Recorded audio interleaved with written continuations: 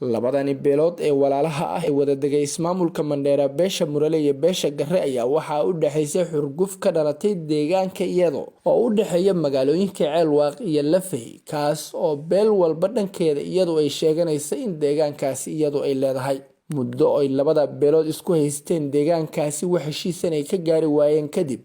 waxay arintani u bandhigeen Sheekh Maxamed Cabdi Umal iyo culimo uu hogaaminayo ayagoo sheegay wax walba oo ay culimadaasi soo saartay inay sideeda ku qaadan doonaan go'aankii kama dambaysta ayaa waxa maanta soo saaray Sheekh Maxamed Cabdi Umal iyo culimada uu hogaaminayay xaflad go'aankaasi lagu soo bandhigay ayaa maanta lagu qabtay magaalada Mandera waxaana xafladaasi ka soo qayb galay gudoomiyaha dhanka ammaanka gobolka Waqooyi Bari Kenya Indalana gudoomiyaha ismaamulka Mandera Ali Ibrahim Roba senatarka ismaamulka Mandera Maxamuud Maxamed Muumad xildhibaanada iyo waliba wakiilada labada dhinac ee laga soo doortay deegaanka ay isku haystaan labada beelood odayaasha iyo waliba hoggaanka labada beelood iyo waliba bulshada magaalada Mandera qaar kamida xafladda oo ay ka hadleen mas'uuliyiin kala duwan ayaa mas'uuliyiintii ka hadashay waxaa kamid ahaa Ali Ibrahim Roba gudoomiyaha ismaamulka Mandera asagoo ugu baaqay waxgaradka labada dhinac in ay sidooda ku qaataan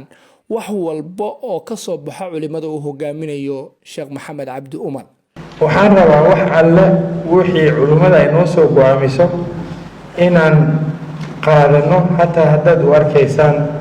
in dhinacan ama dhinac kale ay muugtahay kastoo ay kula habbooneen maslaxada ummaddan awgeed annaga dowlad goboleedka countiga iyo dowladda dhaxawa diyaar baan u nahay 100% wixii na soo saameeyo shaqo ahaan annaga nagu soo aadan inaan dadaal badan gelino wixii qarash loo baahan aan gelino insha Allah inaan arintaas sida ay ku fuli lahayd aan galno sidoo kale waxa iyaguna halkaasi ka hadlay hoggaanka labadaasi beelood oo iyagu sheegay in wax walba oo culimadaasi ka soo baxo uu hogaaminayo Sheekh Maxamed Cabdi Umal kharaar iyo macaan ay sideeda ku qaadan doonaan insha Allah kaalinta naga aadan waa qaadan doonaa insha Allah waan fulin doonaa na sisi tukiwa jamii tukiwa waislamu tuchukue vile mashaikh yetu wameamua na tukae na amani Sheekh Maxamed Cabdi Umal oo go'aanka kama dambaysta laga sugayay ayaa isagu halkaasi ka hadlay waxaan jeclahay insha Allah taala go'aamada kadib inaan ku wareejino cidda iska leh mas'uuliyadda fulinta iska leh oo dawladda ah ayaguna horey u ballan qaaday inay u istaagayaan fulinta go'aamada soo saaray marka mas'uuliyadda waan wareejin qoraal baan ku wareejin insha Allah taala markii la akhriyo kadib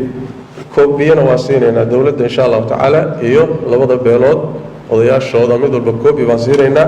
xurgufta u dhaxaysay labada beelood oo ka dhalatay deegaanka iyada oo u dhaxeeya magaalooyinka Ceelwaaq iyo Lafey ayaad moodaa in haatan la soo afjaray maadaama culimada uu hogaaminayay Sheekh Maxamed Cabdi Umal go'aanka kama dambaysta ay soo saareen waxgaradka ama hoggaanka labadaasi beeloodna ay ballan qaadeen in ay fulin doonaan wax walba oo culimadaasi ka soo baxay محمود محمد شيخ محمد الفقر والباهنت استا مانديرا